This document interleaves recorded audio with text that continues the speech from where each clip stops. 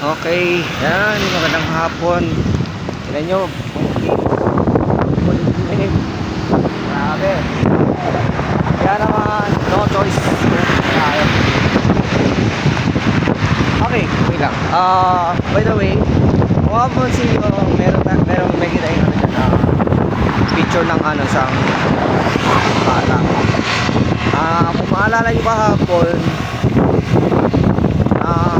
meron ako flash na screenshot na sa comment section ng aking YouTube channel. Siya si Lian Explorer. So siya yung batang nakasama ko kahapon. Kinukwento ko na habang nag-open ako ng parcel, bale siya yung batang tinutukoy ko kahapon. Yan. Di bale kasi kahapon nakalimutan namin kalimutan kong mag-picture kami dalawa, kaya hindi ko na siya naisali sa video. So buti na lang saktong dito papunta ako sa aking customer para i-deliver yung kanyang order.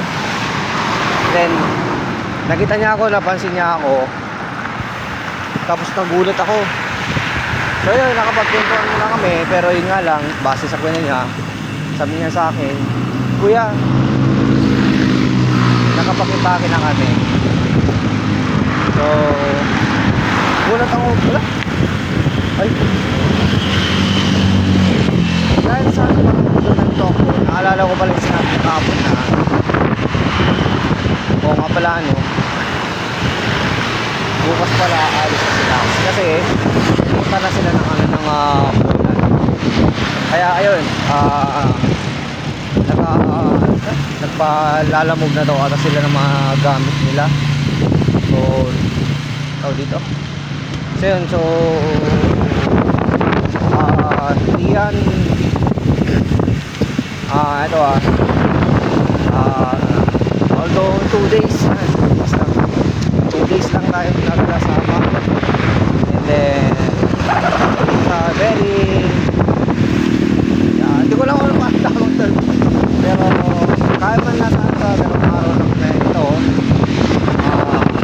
alis kahit pa paano,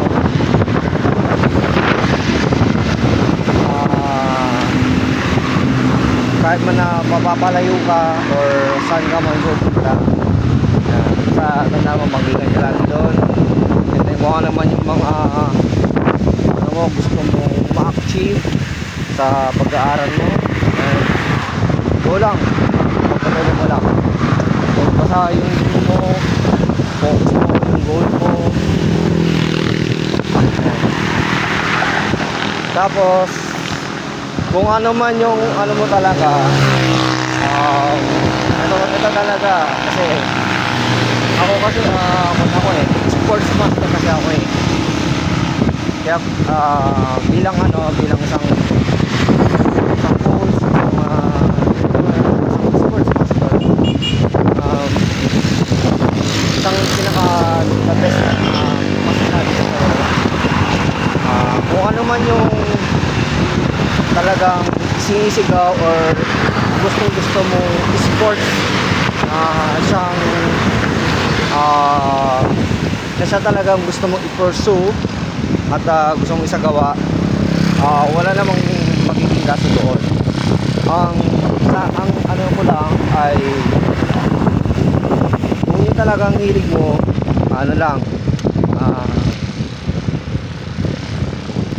wag mong pababayaan na mag-ensayo.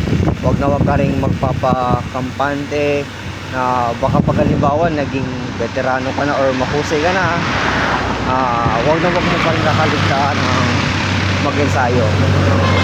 Kahit man na ikaw na, kahit sabihin pa natin na naabot mo na yung rurok ng pinakamagaling mo, pinakalakas mo, pinaka-the best na potential mo, wag mo pa rin pabayaan ang pag-ensayo.